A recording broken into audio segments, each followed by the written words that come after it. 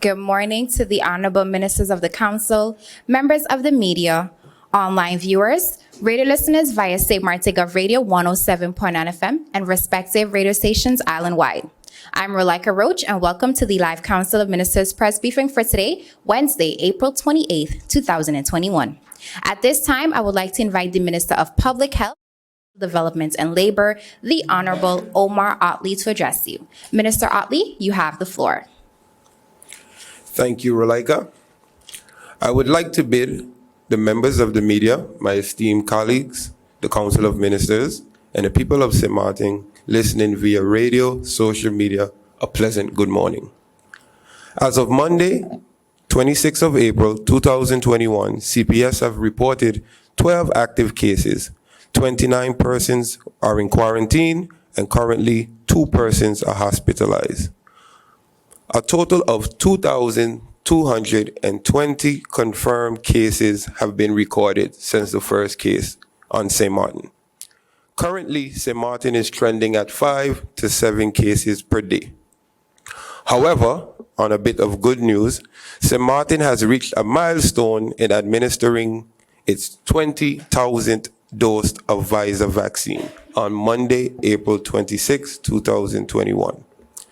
Since the start of the campaign in March, there have been 6,706 persons that are fully vaccinated by receiving both shots. Aruba, Bonaire, and Curacao, the ABC Islands, are still experiencing the UK variant outbreak. Being that the ABC Islands have strong travel connections in St. Martin, the borders are currently closed to non-residents due to the respective outbreak. Returning residents from the ABC Island are required to have a 72-hour negative PCR test with a 24-hour antigen test, or a 24-hour negative PCR test. Given the caseload and trend in the recent weeks, the border controls of Bonaire and Curacao could conceivably be relaxed in the coming weeks if the trend continues to stabilize.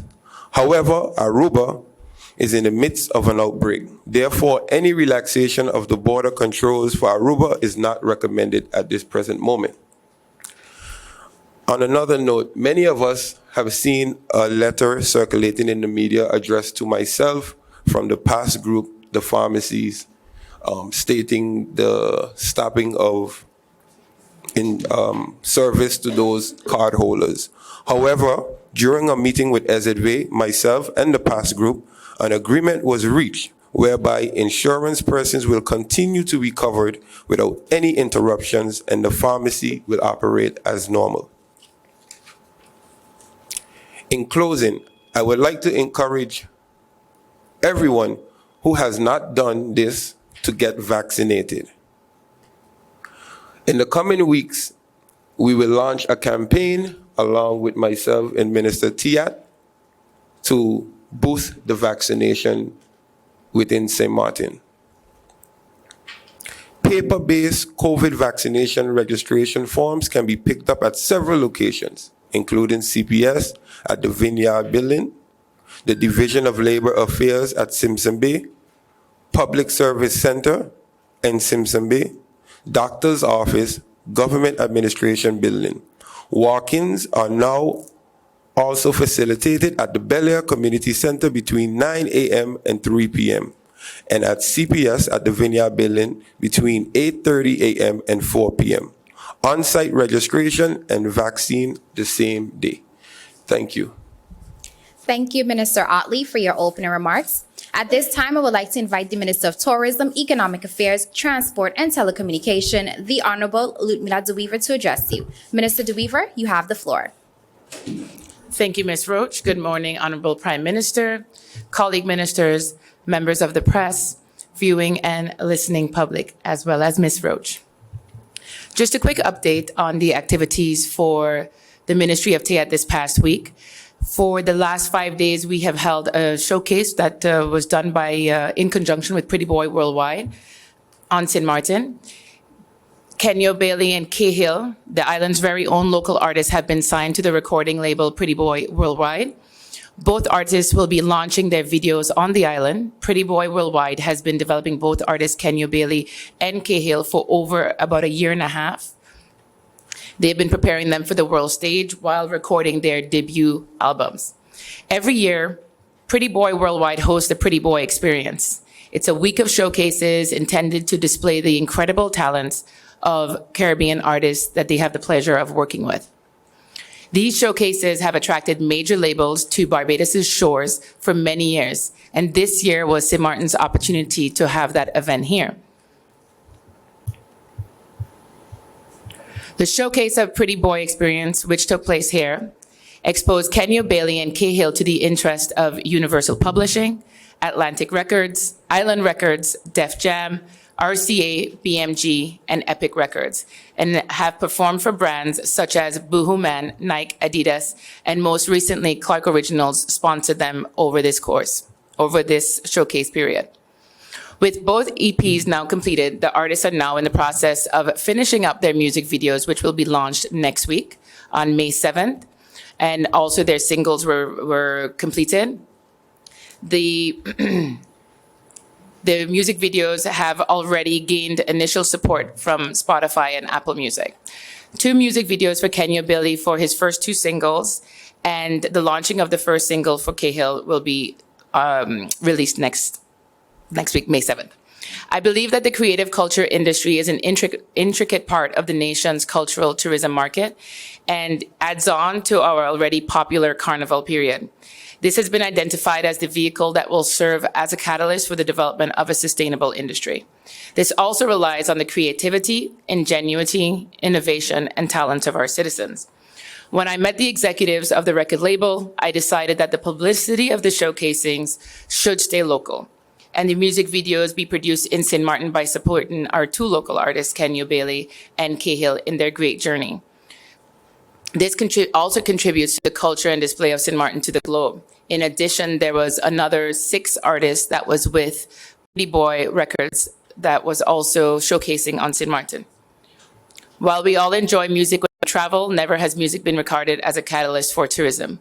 Music as a tourism driver ranges from individual experiences to festivals or music heritage. And the use of music videos to promote and share local culture and local experience will further catapult the country within the tourism and travel trade and the global entertainment industry.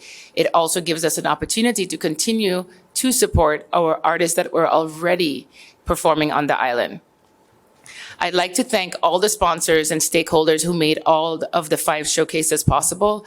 I'd also like to thank all the persons from Parliament and the ministers that came to support all the artists over the 5 days, as well as the public that came. The events were very small because of our COVID-19 protocol. And the purpose of these showcases was really to display the talent that we had on the island, which is why that the invites were very small. In addition, moving on to the opening hours, I really do want to thank the public, specifically the businesses that had been affected by the closure to 12 a.m. and thank them for their cooperation and understanding, because it was one thing that the country needed to make sure that we did not have an outbreak like of our sister islands that Minister Otley just mentioned. As such, we were initially looking at a 2-week period to consider and assess the situation at hand. And in my discussions, once all of the ministerial regulation updates are correctly done, we are looking at allowing us to open until 2 a.m., which will not be able to go into effect until this weekend. Any further information on that will come out this week once the ministerial regulations are completed and published in time. As Minister Otley mentioned, there is cooperation between VEASA and TEAT, and this is regarding increasing and boosting the vaccination registration especially with the nightlife industry. We met last week with some of the businesses, and I think it's a brilliant idea that we have our info sessions at the various nightlife industries, businesses, and they have been very open to it and very happy about the fact that we will be doing these info sessions with them, encouraging their staff as well as their customers to go out and get registered. As it relates as well to the CDC press release, I think it's something that's important to mention here today because it relates to the controls that will continue with the businesses on the island. I'm sure everyone will see that press release where it says that persons that are vaccinated are actually not as strictly required to wear a mask if they're in smaller groups in outdoor spaces. And what's important about that message coming from CDC that we also use here locally for our guidance is the fact that they're encouraging persons to get vaccinated so that they could actually lessen the stringent measures on them when they're in small groups. So I think it's a further encouragement for us to go out and get vaccinated, as well as our businesses to continue encouraging their staff to go out and get vaccinated. There is something that also should be mentioned that continues to be an issue with St. Martin residents traveling abroad. I have asked the tourism office to include examples on the St. Martin Updates website. I will also liaise with the Ministry of VSA to update the website, the EHAS website, the St. Martin entry website, which is used for everyone to fill in the health authorization form in order to be approved to come into St. Martin. We've been using this system since last year, so over a period of 7 months. When residents receive their approval, it is always pre-approved.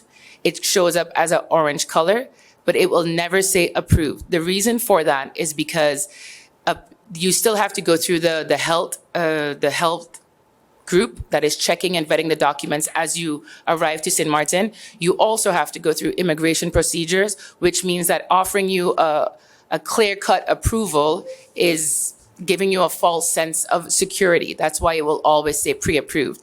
Any non-resident also gets a green notice when in their email that says authorized for entry to St. Martin. And I will be putting examples of every authorization that a traveler gets depending on origin of country, so that it could be cleared up once and for all. That way, when our residents are traveling, they don't have any concerns. As I mentioned earlier, with regards to opening hours being extended, as well as the VSA and TEAT ministries working together to do the vaccine rollout, I want to mention again to the public that controls of businesses will continue to happen. It will be done in conjunction with the Ministry of Justice, with the CAPASM Help, and with the Ministry of VSA with their inspectorate department. And that is it for now. Thank you very much, and I'm open for questions. Thank you, Minister DeWeaver, for your opening remarks. At this time, I would like to invite the Minister of Education, Culture, Youth and Sport, the Honorable Dr. Anders Rudolph Samuel, to address you. Minister Samuel, you have the floor. Thank you, Rolika, and good morning. Good morning to our Honorable Prime Minister, my colleagues, ministers, and to the media, and to our new setup. Today, I would like to bring the following to the public. On Monday, April 26, 2021, the preliminary report of the State of Education was presented in Parliament. The presentation was done by my person, assisted by the head of the Division of Inspection, Mrs. Dorothy Ellis Lawrence. The presentation entailed the breakdown of government-subsidized school boards and the schools that fall under the Division of Public Education. The total subsidy breakdown per school was also presented. Other data covered in the presentation was student count in primary and secondary education, student retention in primary education, FBE exit exam results, data on teachers in primary and secondary schools, flow of primary students into secondary schools, graduation rates in secondary education, data regarding students still online, as well as truant students in primary and secondary education. Return to school as per approach 4 was also presented. School repairs via the NRPB, batch 1, bridging the education gaps was presented, and cost of education was also presented to Parliament. I would like to definitely thank all who assisted in making the presentation possible. as the acting SG Powell Richardson and the Chef Cabinet Advisor, Mr. Davis, they were also at Parliament. Secondly, the Division of Public Education is currently conducting an academic camp for its Group 8 students. Group 8 students are the students who are in their final year of primary school and have to sit their FBE exit exams. The camp began on April 26, 2021 at 8:30 a.m. at the Orania School. The camp is the idea of DPE Mathematics and English coordinators, Ms. Grace Brissett and Ms. Claudia Connor, who are serving as the camp coordinators. The camp opened with the singing of the St. Martin song, followed by a motivational speech and prayer by the interim head of DPE, Mr. Marks, after which the DPE math coordinator and English coordinator gave their opening remarks to the PASS campers and introduced the camp tutors. PASS stands for Prepared Academic Successful Students, and the goal of the camp is to prepare DPE Group 8 students for the May 18, 2021 FBE exit exams. The camp was voluntarily, it is, and 86 students of the 159 Group 8 students registered for the camp, which represents 54%. At the PASS camp, the public school Group 8 students are being tutored by IB Year 1 students from the St. Martin, St. Dominic High School.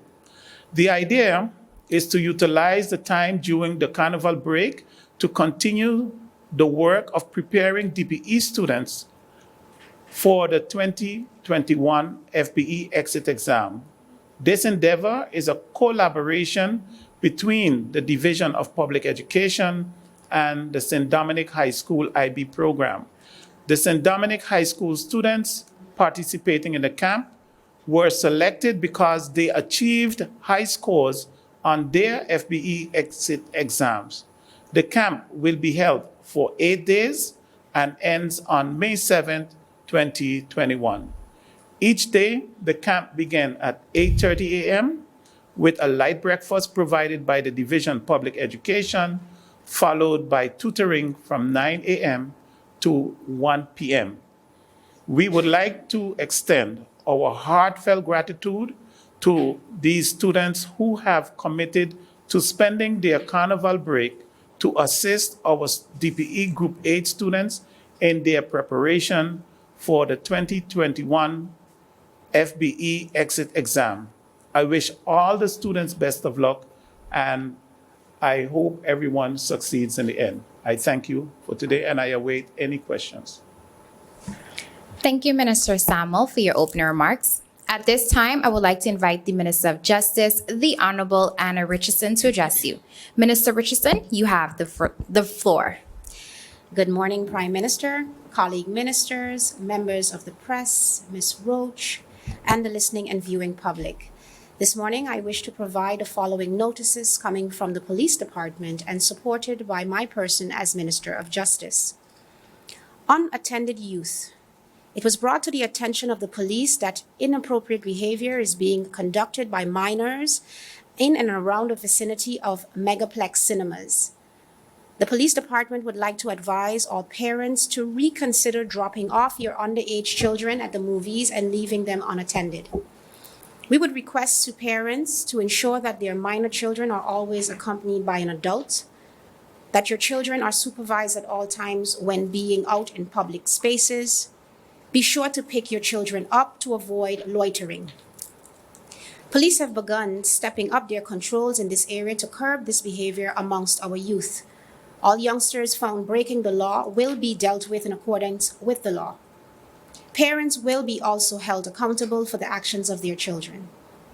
The police force will be taking these measures in order to safeguard our children and curb the possible dangers that they may encounter due to the absence of adult supervision. There have been too many complaints reported of inappropriate behavior and actions by our children that occur when left at the movies, therefore making it an urgent issue to be addressed. While it is the duty of the parents to protect their children, it is also the duty of the community and authorities to do so. Again, we urge parents to be aware of the dangers leaving your children unsupervised, not only at the movies, but also to other events that they may attend and the likes. Noise nuisance. In connection with the ministerial decree, a multidisciplinary team, which consists of controllers of TEAT and the police force, have been carrying out joint controls with regards to closing times and adherence to noise ordinance. The joint controls has been reported to be a collaborative effort that has proven effective thus far, and we appreciate the cooperation of the businesses. It is also noteworthy that the multidisciplinary team has been receiving positive responses and cooperation by our business owners. Based on the reports of the controls carried out, the majority of the businesses are in compliance with the conditions set in their operation license. Nevertheless, the police are receiving frequent complaints of vehicles that are playing loud music from parking lots of gas stations and other establishments. These actions cause a disturbance throughout various districts, which disrupts the peace and sleep of the community. This behavior constitutes as an infringement against the law. Therefore, in the coming weeks, the police department will be guiding its efforts to curb this behavior and is sending a stern warning to the drivers and owners of these vehicles to refrain from this activity. All legal action will be taken in order to maintain public order. It is important that the public, specifically these persons who are disturbing the peace, be aware of the effects of their actions. The lack of consideration to your fellow neighbors and communities is a sign of disrespect to them. We have a shared responsibility to keep up the peace throughout our communities. The laws are there and act as guides on how we conduct ourselves. There are a number of hotspots that have been observed. This behavior has been where this behavior is being conducted, which will be the focus points and areas for the police. If persons continue to act with no consideration for the public, they will face the consequences of the law. Reckless and dangerous behavior by scooter riders. A cause analysis has been carried out by the traffic department and the information desk of the police department to ascertain the cause of accidents in the first quarter of this year. Based on the results of this analysis, it is safe to indicate that the majority of the accidents are caused by reckless riding of scooter riders. The police department is also receiving a high number of complaints with regards to the stunt riding, endangering the lives of road users and also causing disturbance to the peace in districts. The police department will be and has begun to crack down on this behavior. The Police of St. Martin is urging all riders to be sure that when making use of the public roads, that you have the following documents with them. Proof of ownership, a valid license to operate the motorcycle, scooter, and the likes, proof of insurance, an inspection card, and license plate. Drivers or riders who are not in possession of all the required documents will receive a fine and/or run the risk of their form of transportation being impounded. There have been too many fatal accidents that occurred in the past due to reckless riding and lack of proper riding gear, specifically a helmet. I want to remind the riders that reckless riding not only puts you as a rider in danger, but also the lives of others. Just as any other user of the public roads, there are rules and regulations in place which must be abided by. I am urging riders to be responsible with their lives and the lives of others, pedestrians, drivers, which means being legally allowed to ride on the roads, wearing proper safety gear and riding safely. I have expressed my stance on scooter riders before, and with all the incidents that has been occurring, I am pleased that all the relevant law enforcement agencies has prioritized this matter, and collectively action is being taken. The police force in particular is committed to cracking down on the irresponsible driving or riding and also the disturbance of peace throughout the neighborhoods. Irresponsible behavior of riding will no longer be tolerated, and riders who refuse to take responsibility will face lawful consequences. Over the last few weekends, a task force that is assigned to execute these measures has made arrests, issued fines, and impounded scooters. As such, I believe it is clear to see that a stern warning to all riders and their reckless and dangerous behavior will no longer be tolerated.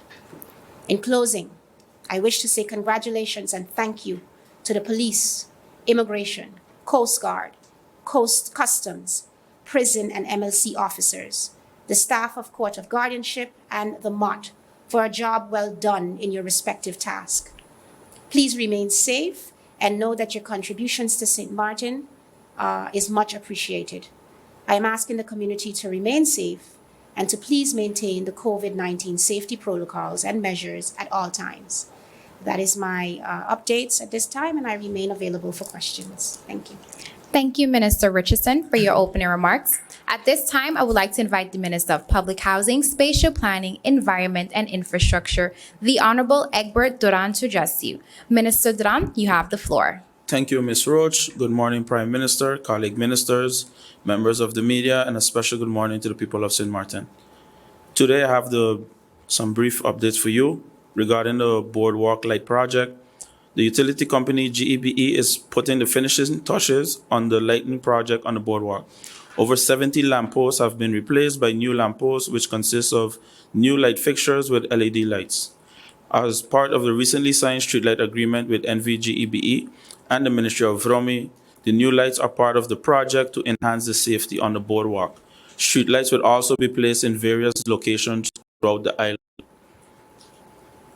The ministry will also be placing garbage bins along the boardwalk in an effort to reduce the garbage on the boardwalk while promoting our anti-littering campaign that was initiated earlier this year.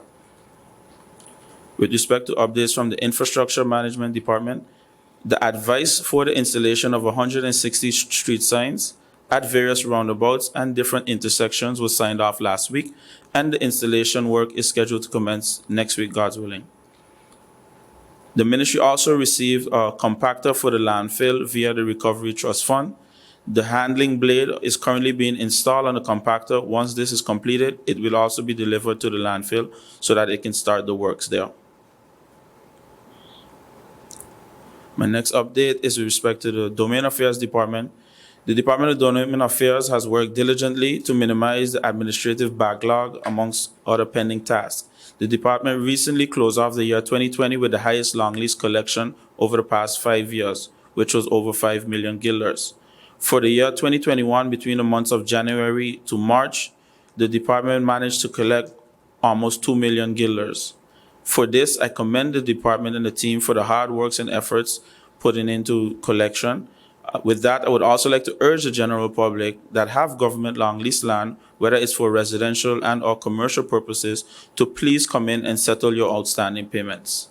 St. Martin is going through some dire times where every cent counts in order for us to use these funds to enhance our other infrastructure projects that we have at the moment.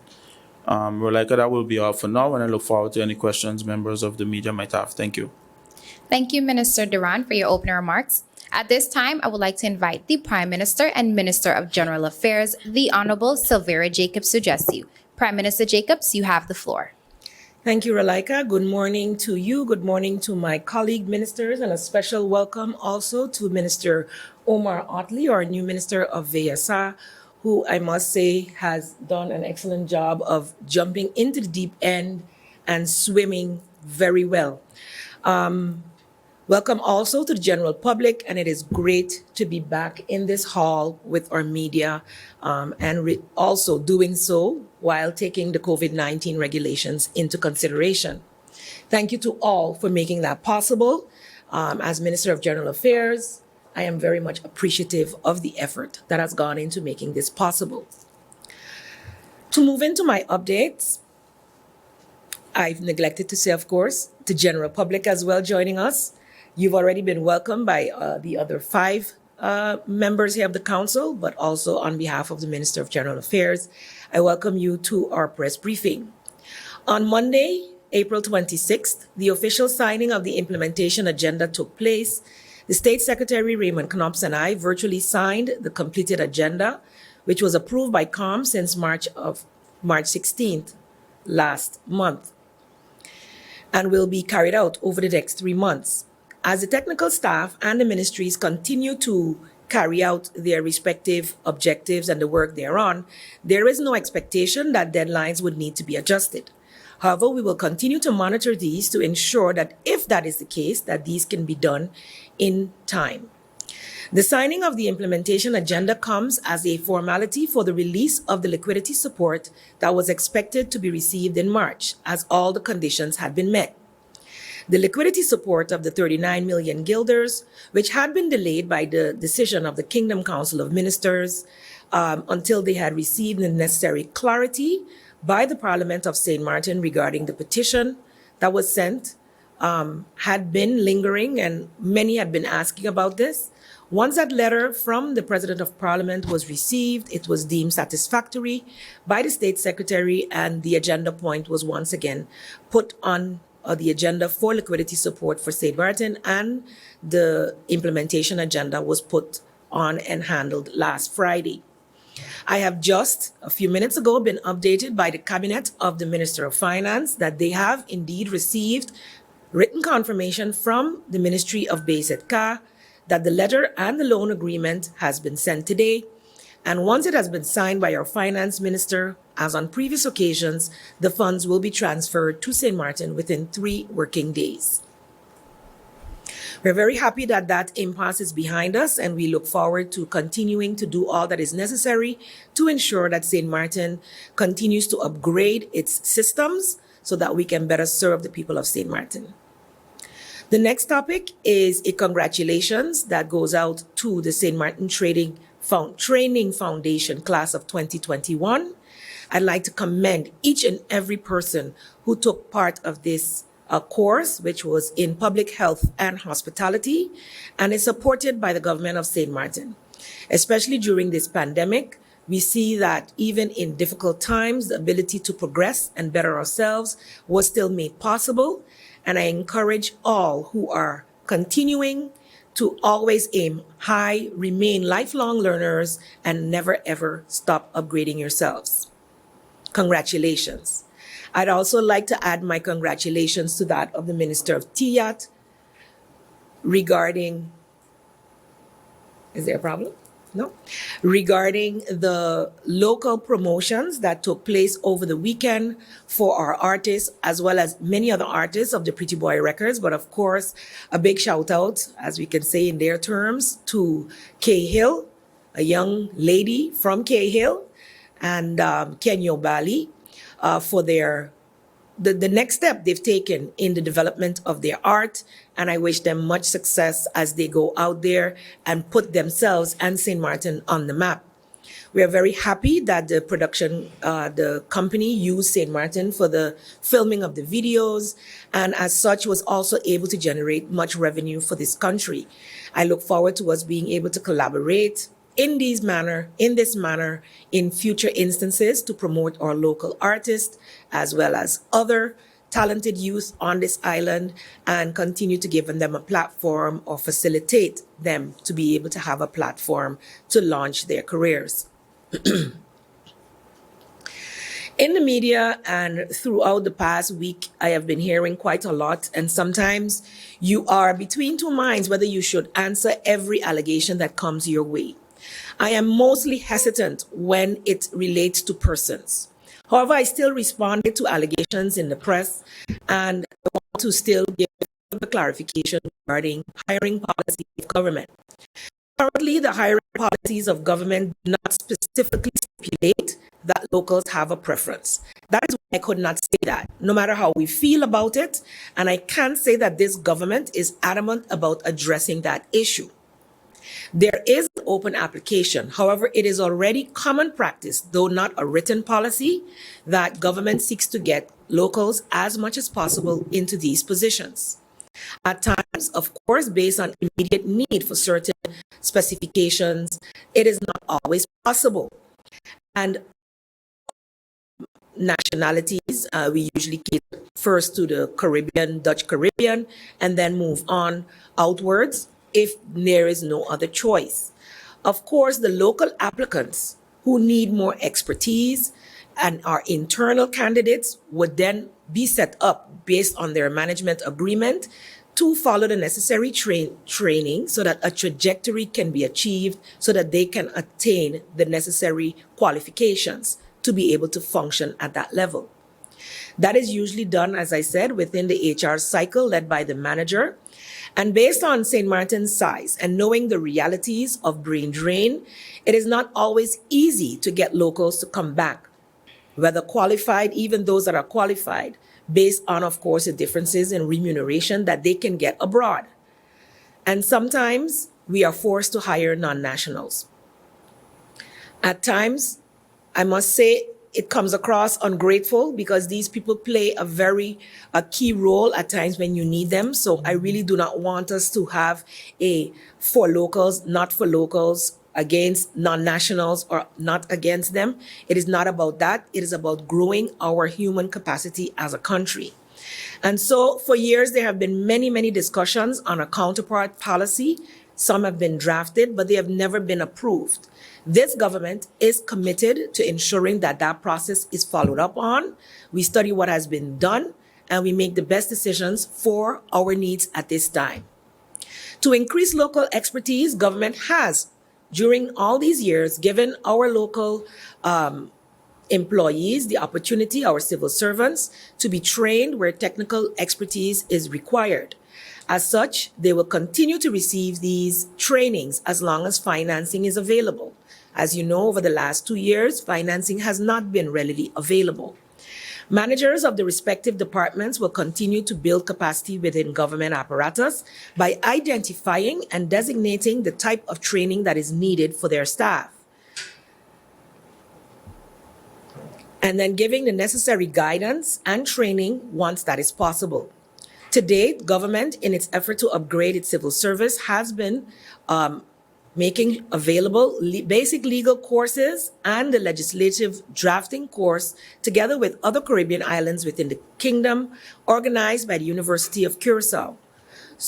Our Legal Affairs Department currently has 6 staff members participating in this course. The government continues to offer the opportunities for growth and development among our civil servants, and that remains our goal. In that respect, as you know, during the pandemic, the Coursera courses were offered free online. And this will continue as government. Of course, we will now have to pay fees, but we are committed to doing that so that our civil service, as well as the general public, a limited number, once the contracts are finalized, will be able to say and market that, but giving the opportunity for upgrading yourselves within the organization as well as outside of the organization. It is my goal as Minister of General Affairs to continue as the minister charged with personnel to protect our civil servants when responding to public queries. I remain vague. I do not name names. And I hope that I'm leading by example, that all the ministers in our council will do the same. St. Martin is a small community, and allegations in the public against a single civil servant can be harmful for that person's future possibilities to grow, especially when it has not been proven.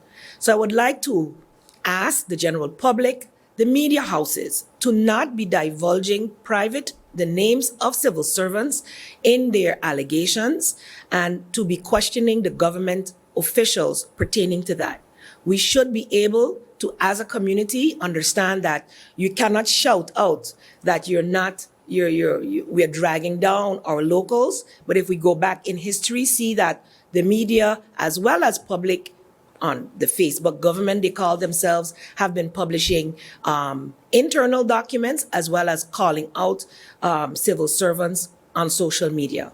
I believe this is a serious breach of integrity, and it's another area where we will look to put policy in place to make sure and/or legislation to protect our service. Again, we remain committed to ensuring that the necessary policies are there to protect our locals. They are not yet in place. This is what we have met.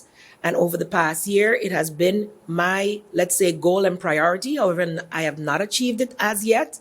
But what we are currently working on is to adjust 2 particular areas within legislation that I have noted is discriminating against the internal candidate when they apply for functions within government. So these are areas that we're working on, and once we have achieved those, I will then be able to update the general public. And by this, I hope I have clarified the situation without having to go into names, etc. The government of St. Martin also stands in solidarity with our neighbors in Anguilla who have seen a sudden increase in cases over the past week. In my capacity as Prime Minister, I contacted the Premier, Dr.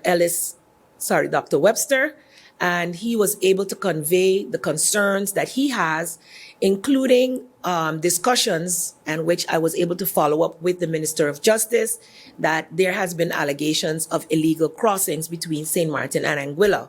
This has our attention, and we will continue to collaborate with the necessary law enforcement to mitigate any further, let's say, illegal crossings which could or could not have contributed to that outbreak. I was able to also give some advice based on our experiences last year and what we're also experiencing now, in that strict protocols in terms of mask wearing, hand hygiene, and social distancing plays a large role in keeping the numbers manageable. And as they do not have any hospitalized cases, they have started a mask usage campaign, and hopefully they can get that under control. I also, at this point, in wrapping up, echo the sentiments of our Honorable Minister of VSA in encouraging the people of St. Martin to continue to register to get vaccinated today. Also, all that may have symptoms and even have suspicions that you've been in contact with someone who is COVID positive, to still go through our drive-through and ensure that you know your status, thereby being able to isolate yourself to avoid further spread of the virus. It is our goal to achieve 85%? 75% by June. And I'm hoping that we can even surpass that. I've been getting good reviews from our neighbors in Aruba, how they are doing, and I am jealous, let's say. So we are definitely going to do all we can collaboratively to ramp up and continue to ramp up our vaccination rate and get our herd immunity as soon as possible. Our behavior determines the spread of the virus. It is up to us. Let us keep vigilant. Do not become complacent. I know there are many talks out there about the missing Juve and the carnival. I see many did their virtual jams, which I appreciate. And I encourage you that everything is for a time. And with our discipline, we will get there. Thank you. I look forward to any further questions. Thank you, Prime Minister Jacobs, for your opening statements. If you've just joined us, you are watching the live Council of Ministers press briefing for today, Wednesday, April 28th, 2021. Thank you for joining us. We now move on to the question and answer session. And first on the floor this morning, I would like to invite Dr. Sock of Isle 92 Radio. You have the floor. Thank you so much, Rolag. I appreciate it. It's a pleasure to be in the same room with everyone, albeit socially distanced. So thank you very much. Prime Minister, if possible, I'd like to start with you this morning. You said something that was very interesting to me, and it was something that I think is important to so many of our business owners on the island. You said that the third or the next tranche of funding is imminent, and it's only a matter of time. What does that specifically mean with respect to the SSRP and support for businesses as they go forward, so that they can do the proper planning as we move into what hopefully will be a much busier than usual low season and shoulder season? Thank you, Prime Minister. Thank you, Dr. Sokrin, and good to see you as well, live and in person after many, many months. Indeed, I don't have the direct months in which SSRP is being paid out at the moment. I can have the Minister of Finance provide you, or his cabinet provide you, with that information in writing. But indeed, I know the portal was opened, and based on our income, the Minister of Vromi mentioned that there were higher than usual, let's say, opbrengst, income generated through permits, etc. I believe it was permits. Domain, in the area of domain. Of course, I've heard others mention that can't carry us.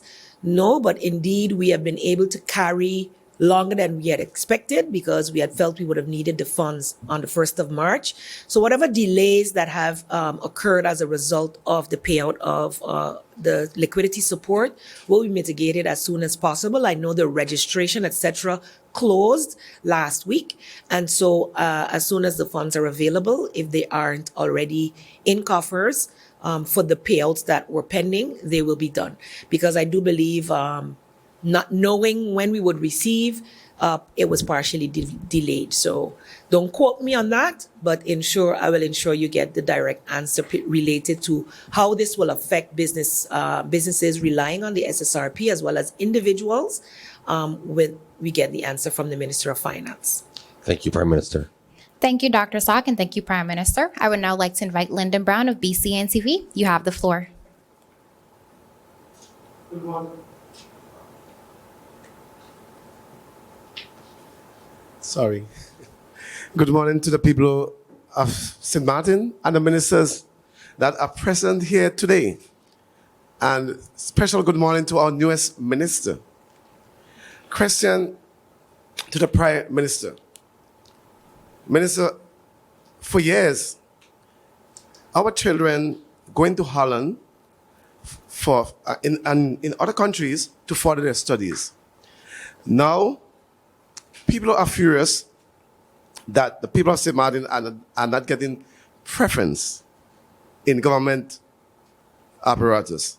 In other words, let me expound. What they're saying, the people of St. Martin should be first. And if the people of St. Martin do not qualify, then others can follow. Minister Samuel went and he did his study in the Netherlands, and he came back. Now he's a minister and doctor, in other words, Dr. Samuel. Now, we know the weakness in the economy and in our education apparatus. Could we not just identify our weakness? If we need more firemen, if we need more teachers, if we need more prime ministers like you, if we need whatsoever, we can be specific and give these children the opportunity to study in this area so they can come back and fill these many hallowed areas. Thank you, Mr. Brown. Yes, of course, the preparation for jobs, for careers starts in education. And so we do still have a priority listing that is usually updated every year. If it cannot be updated, they use the one of the last year. But of course, then the minister has the authority to extend beyond that, seeing the current situation. That continues to be a challenge. The thing that we have here on St. Martin is not unique. It's a challenge of most small island development states. So especially since we have attained this level of country status over the past, let's call it 11 years, I have seen during my in and out of government, many young people being recruited out of the Netherlands. And initially, it was a larger group that came from other parts within the kingdom, the Caribbean part of the kingdom and the kingdom. But slowly but surely, we're seeing more and more St. Martiners coming out of the Netherlands and coming back from the US and working for government. As I stated before, the policy is not written, but it is, let's say, executed as such. We do an open recruitment, yes, because there's nothing in the law to prevent others from applying. But then after the Brieven Selectie, the selection of the letters that qualify, looking at the qualifications, etc., then you go into interviews and then there's a scoring, etc. Internal candidates are also allowed to apply, and that is what happens. There is just not a hard and fast policy. What I would like to do is improve on what is there in the sense that we have better opportunities to train and recruit or recruit and train. To be able to have a full counterpart policy costs money. That means you'll be paying two persons for the same job. It's easier if you, and I've seen it happen before within education, that you had an inspector that was, for instance, from Suriname, and then they spent 3 years based on their contract. And then after a time, the persons that were internal or local without the necessary qualifications had then 3 years to be upgraded. If you do it both for the same job, then you're paying two people for the same, basically for the same function, which already we're seeing and being told we have our personnel budget is too high for the island. It's a contradiction constantly because we're constantly saying we don't have enough persons as well. And so I'm seeing that we are recruiting in ICT, we are recruiting in legal affairs and all other places, but most people, everyone is looking for opportunities for growth. So even if, as you have recruited young persons, they then move on to other functions within the island, which could be at the Council of Advice, Parliament, and other places. So the challenge is actually to keep our educated professionals who we have sent off to study. As a matter of fact, through education, there are also incentives that if you study, once you come back and work for government, that you get discounts on what you have to pay back to government. I believe 10% per year that you work and receive a good evaluation. So maybe we need to also up the incentives to be able to get our locals back.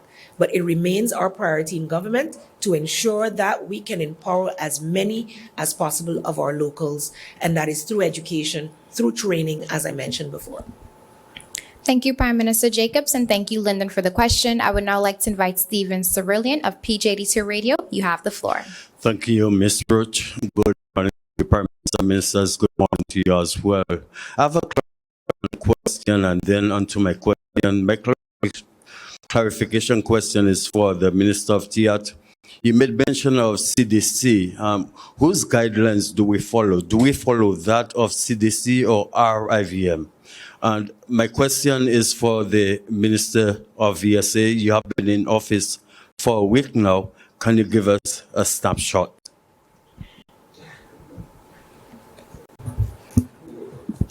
Thank you for that question, Mr. Cerulean. Clarification is needed indeed. I said it as a matter of fact, as an addition to our own advice that we have here, which is created within the Ministry of VSA in conjunction with RIVM. CDC is an additional body that we listen to, just like WHO or PAHO. So it was not saying that our rules are determined by CDC, but we're very much affected by CDC decisions, just as the one that was done in January, where all visitors returning to the US have to do testing in advance. It was there as a matter of encouragement to the public to really go out and get vaccinated when you see a reliable source, such as the CDC, saying that they have relaxed measures for those persons that have been vaccinated, where they can be outdoors without a mask in small groups, not large groups. That's what it was for. Thank you very much, Mr. Cerulean. Good day, Mr. Cerulean. Well, a quick synopsis of my first week was work. Yeah, but I like it, is what I signed up for. I am very structured, so we create a timeline on things that we want to do, and we would just cross our list. As you can see, the issues with the pharmacy was at hand, and we were able to handle it amicably. And there are much more pressing issues that we will handle moving forward. But I really enjoy the position thus far. Thank you. Thank you, Minister Otley, and thank you, Minister DeWeaver, and thank you, Stephen, for the question. We now move on to the second round of questions. Dr. Sock, you have the floor. Thank you so much, Minister Otley, as you take a look across the two vaccination centers, and you look at our progress last week, reaching 20,000 doses in arms. It's a long way. We've got a long way to go. We've come a long way. How can we encourage those people that are still skeptical, still on the fence, so uncertain about taking the Rolls-Royce of vaccines, the Pfizer vaccine that we have here? How do we get there? How do we get people to realize that this is something that's not only good for themselves, good for their family members, good for our economy, good for the world? How do we get there? What else do we need to do to remove the skepticism? Thank you for your question, Dr. Sock. One of the things that we realize is that we need to go to the people, go to the public. And this was one of the initiatives that when the CPS brought to me about the vaccine rollout, the pop-up, I like to name it. I was in support of it, and I definitely gave them my blessing. And we did 200 plus vaccinations, and at 12 o'clock, the supply was done. So first of all, for the public, we will increase more pop-ups. There will be pop-ups in different districts where we go to the people. I've had conversations with CPS, and some persons over the hill feel that they have been neglected with this vaccination program, so we will start to touch over the hill as well. And without giving away too much, we have a major campaign rollout coming real soon. I think that the public needs to realize and know that we need a target. And that's where the 75 come in. We'll be releasing a slogan, the Drive to 75, in which we want 75% of our population to be vaccinated, to have herd immunity. And what the reason for this is so that we can go back to some type of normalcy. For the business owners, I know they don't like the curfews. I know many people don't like it. But in order for us to start to see functions, activities, maybe carnival, maybe festivals, it's the way that we have to go. Thank Thank you, Minister. So have you been vaccinated? Might I ask you, have had both doses? Yes, I have. I've had both doses at your location. Welcome to Club Visor. Thank you, Minister Otley, and thank you, Dr. Saab, for the question. I would now like to invite Lyndon Brown. You have the floor. Good morning again. Question to Minister De Wever. Minister, there's a conflict on the Pondfield with about 6 restaurants from the Sport Auditorium right down to GEB. I understand so far that letters have been given to these restaurant owners. Minister, what can you tell us about the issue? Thanks, Mr. Brown, for that question. That's actually been a subject that has been going on for quite some months. The vendors are on property that has been allocated to persons, and there is a process going on between the Ministry of Rami and VSAT to relocate them in sufficient premises where they will no longer be on already allocated domain land. And I believe that once that is done, then it will be published if necessary to be published. And I will give the Minister of Rami an opportunity if he wants to chime in on this. But it is an ongoing discussion with a resolution that is pending soon. I mentioned before the minister comes in, one more word. How is it possible that the domain land can have 2 or more owners?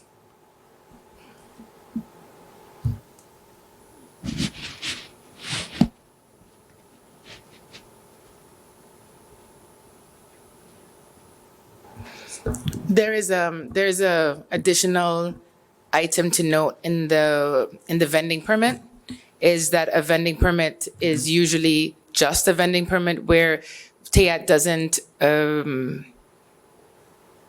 specify the location of it, which is why there is supposed to be a cooperation happening with Rami as to where it would be locating. When it comes to a vending permit, such as a food truck, it's supposed to be removed and not a permanent placement. And that is important for the public to be aware of. If you would like a public placement, then that vending permit is not the right means through which you can open a snack bar or a food stand.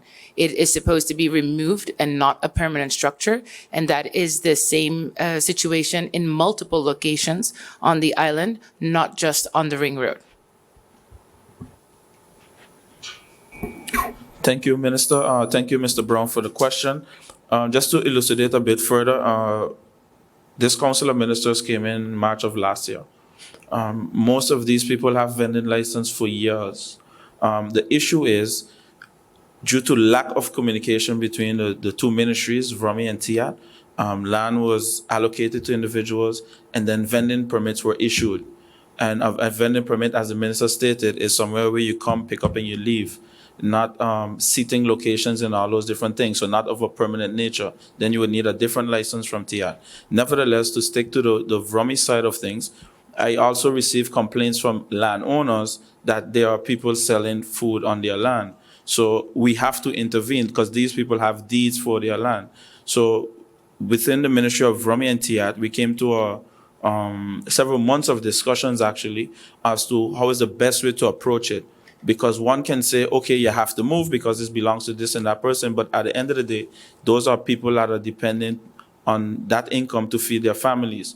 So we were able to come up with a sort of a joint effort plan of approach where the Ministry of TIAT invited all the vendors in. There were representatives from Vrummy as well. And that discussion is ongoing as to find an alternative location for a situation that we came in and met. And now we're trying to trek it recht and set it straight so that everybody involved can still not be left in the dark and still can be involved and allowed to continue to generate revenue to provide for their families. So it's not something that came out of the sky and we're just coming and changing everything. No, we're actually trying to regulate a situation that was not regulated and with all the relevant stakeholders involved. We involved them from the beginning.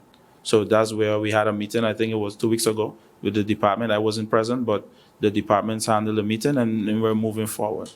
Based on the feedback that I receive as well, is that it was a pretty productive meeting.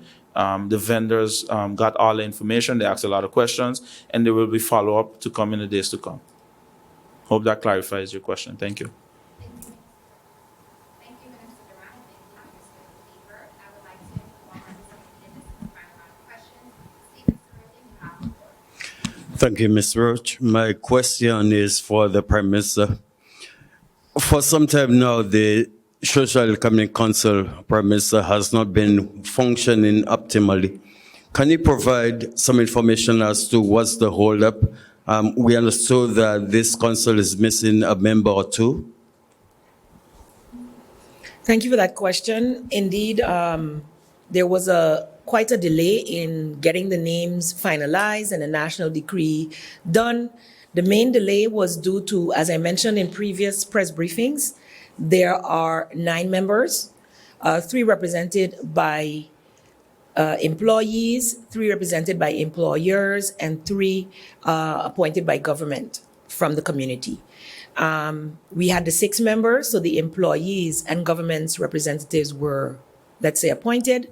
However, there was a discrepancy because there was more than one employers association established last year. So it remains, let's say there was a challenge prior. They were told to establish a organization instead of joining up and forming one. 2 were formed. It is unfortunate that this little war continues on this tiny little island. As far as we're concerned, 8 members have already received their national decrees, and the meetings can proceed and they can start to function. However, there remains a discussion as to the 9th member being appointed, whether that is needed for them to start to function. As far as I am concerned, as far as government, which includes the governor, is concerned, they can continue to proceed until the last member has been appointed. There are also substitute members appointed.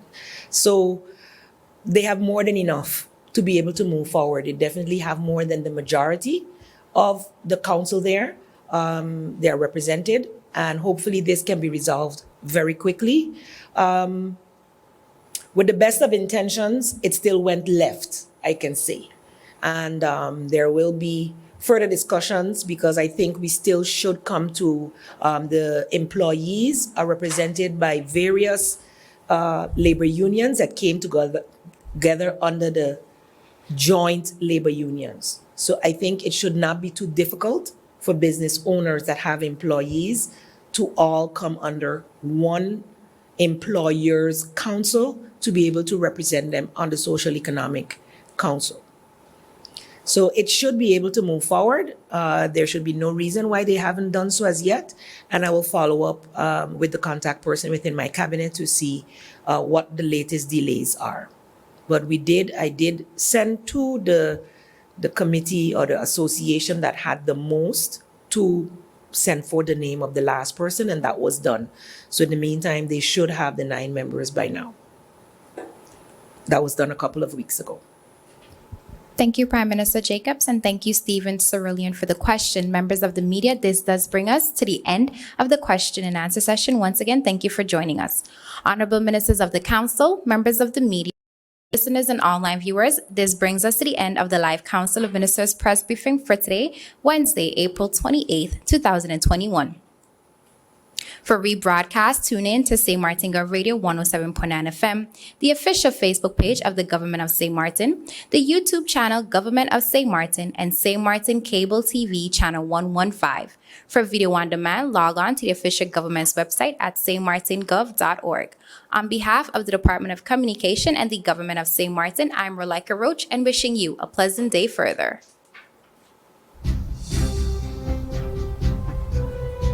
We're clear.